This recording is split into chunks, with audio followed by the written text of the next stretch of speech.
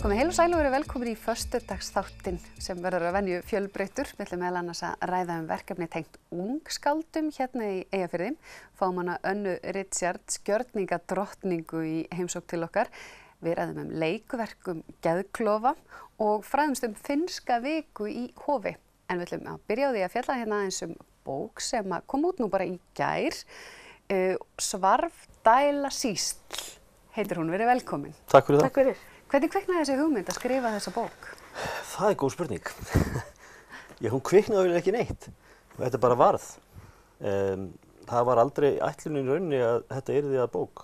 Ekki þegar ég byrjaði í grúski. Það var ekki pælingin. Ég ætlaði að varðveita svona ákveðnar myndir af ömmubróðum mínum.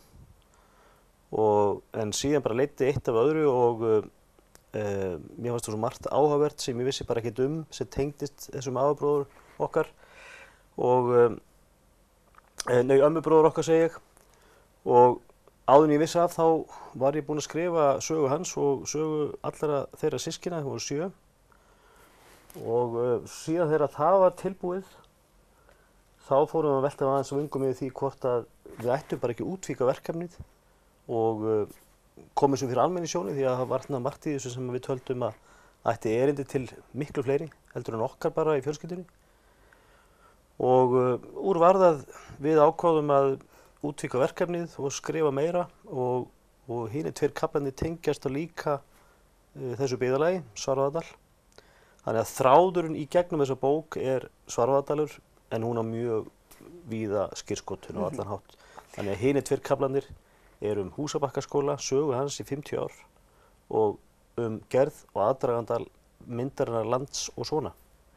Og systkinin, þeir eru systkinahópur sem að í rauninni stendur á bakvið þetta þó að ég viti nú að skriffinskan hafi nú örugglega enda hjá Óskari að mestu leyti. Hvaða máli skipti það fyrir ykkur sem systkinahóp? Hvað eru þau mörg og hvernig stóðu þeir sem hópur að þessu verkefni? Já, þetta nú bara mjög skemmtilegt verkefni og svona það svo gaman hvernig hlutinir æxlast og einhvern veginn voru við bara öll komin í þetta verkefni. Þetta grúsk hjá Óskari bróður færði okkur þetta verk og þessa útgáfu og þetta þjappar okkur saman. Við höfum nú alltaf verið mjög samheldin. Hvað eru þau mörg? Við erum 6 systkinin, já, og það eru sérst 5 bræður og ég eina systirinn og langeyngst. Elsti bróðurinn 18 árum eldri en ég og yngsti bróðurinn 7 árum eldri. Já. Þannig að ég örverpið. Og þeir hafa nú alltaf og eru alltaf að segja við mig að það hafa allt verið látið eftir mér. Já. En það bara alls ekki þannig. Nei. En þetta mjög skemmtilegt og þetta svona samfélagsverkefni og gefur okkur mjög mikið. Ef við förum aðeins ef við bara kannski aðeins þennan þá ömmubróðir ykkar, hvað var það sem kveikti þér að væri áhugavert? Sko, hann var trésmiður, byggingameistar á Dalvík og hann var gríðarlegur húmoristi og það lifa svona sem eiginlega, mér líka að segja hálfgerðar þjóðsögur, sögur af honum, svona húmoriskar sögur. Hann var gríðarlega orðheppinn maður og mátaði fólk gjörsamlega með snöggum tilsvörum sem hafa lifað enn þetta í dag. Og mér langaði til þess að varðveita þessar sögur af honum áðunar bara glötuðust og ég var líka farin að heyra svo mismunandi útgáfur af þeim. Já, orðna flökkusögur. Já, flökkusögur sem ég skynjaði svo að þær gætu, ef það ekki gripið í taumana og reynt að hafa það réttar, að þeir myndu lifa til framtíðar rangar. Áttu einhverja eina litla sögu sem þú getur sagt okkur sem bara tilvísun í þetta? Sko, frægasta sagan af honum náttúrulega sú þegar hún hefur lifað mjög lengi þegar hann datt úr stiganum og segir fólki það að hann hafi komið fyrir sig, hann hefur dottið úr stiganum og fólk bað Guði að hjálpa sér og hvernig fór þetta allt saman? Þá segir hann sér svo þetta var allt í lagi, þetta var úr neðstu tröppinni. Já. Hvernig að kynnast svona forförum? Hvað gildi hefur það fyrir ykkur að skoða þessi í rauninni náttúrulega gen og þessi ættatengsl með þessum hætti? það er bara mjög dýrmætt og hann, sem sagt, Óskar sendi okkur nú gaf okkur í jólagjöf svona fyrstu drög af sögunni forfeðranna og ég man alveg sko hvernig mér leið þegar ég las þetta að ég algjörlega gleymdi mér og þetta færði mig aftur í tíman og þetta var mjög skrítin tilfinning en ótrúlega dýrmætt og maður gerir sér betur grein fyrir þeim aðstöðum sem þau bjuggu við á sínum tíma og svona söguna og þetta eru okkar forfeður og ég ber bara alveg óskaplega mikla virðingu fyrir þeim. Og þakka þeim lífsgjöfuna líka. Já, nákvæmlega. Og í gær þá voru þið aðeins að kynna bókina og þið voru að tala um það og það hefði nú verið eins konar ættamót og skemmtun bara. Já, og þetta var svo skemmtilegt. Og það var svo góð stemning og það er líka svo gaman sko, nú erum við öll brottflutt og að koma og bara knúsa alla og það er eins og þau eigi í manni hvert bein og það er bara yndisleg tilfinning. Þetta var bæði eins og ættamót, allan upplifði ég það og svo líka sem var mér mjög dýrmætt að bekkjarsystkini mín úr Húsabakkaskóla komu nema ein bekkjarsystir okkar sem býr í Noregi og var sárt saknað og svo er ein fallin frá. Blessuð sé minning hennar. En þetta var ofsalega gaman og fyrir vikið náttúrulega fórum við að rifja upp sögur, við hittum hana gamla kennara okkar og það skapaði svo skemmtilega stemning.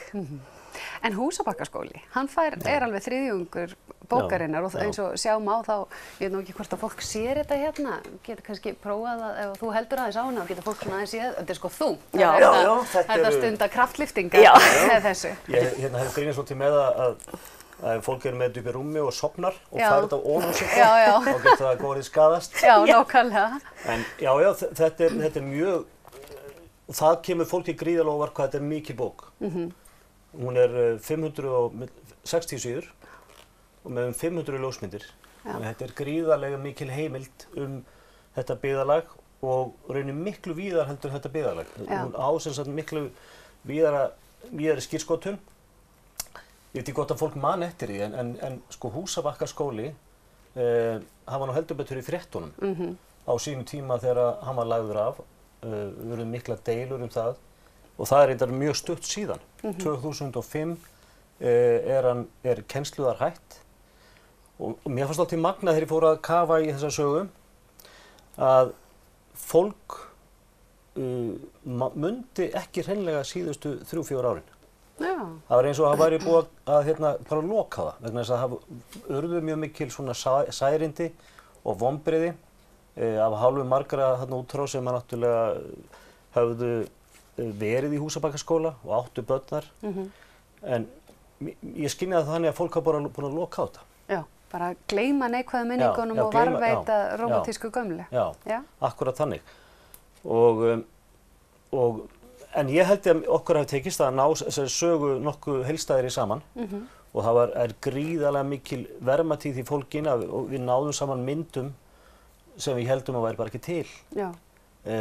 Úr einkasöfnum fólks, af gömlum nemendahópum sem að enginn vissi að væri til. Þetta er alveg ómetanlegt. Ég sé líka að þú ert með töluvert af munnlegum heimildum í bókinni. Hvernig var að hitta svona mikið af fólki eða tala við það í síma eða öðruvísi? Það var bara gríðarlega skemmtilegt og við lögðum mjög mikið upp úr því að tala við fjölmarga. Það er ekki bara ég sem skrifa hana, þessa bók. Atli bróðir minn skrifaði líka hluta bókarinnar. Við tókum viðtöl og við birtum hér viðtöl í bókinni. Þannig við vinnum þetta bæði í kaflanum Húsabakkaskóla og kaflanum kvikmyndina Land og syni. Þá tókum við fullt af viðtölum og í þessum viðtölum kemur fram ómetanlegur fróðleikur sem að aldrei hefur komið fram áður. Og hann sagði nú í gærkvöldi, hann var með okkur í gærkvöldi í Bergi á Dalvík, hann Ágúst Guðmundsson, við böðum honum norður og hún þótti mjög vænt það og hann sagði mitt að Kvikmyndaleikstjóri, já, sem að leikstýrði Landi og sonum og með Allt á hreinu seinna og fleiri góðum myndum. En hann sagði, sem ég held að sé rétt, það hefur engri íslenska kvikmynd fyrir að síðan verið gerð slík skil. Eins og þessari mynd hafa búin að fletta í gegnum, bara gera þannig í gærkvöldi, fekk bókin í hendur gærkvöldi og hann bara gleymdi sér að lesa.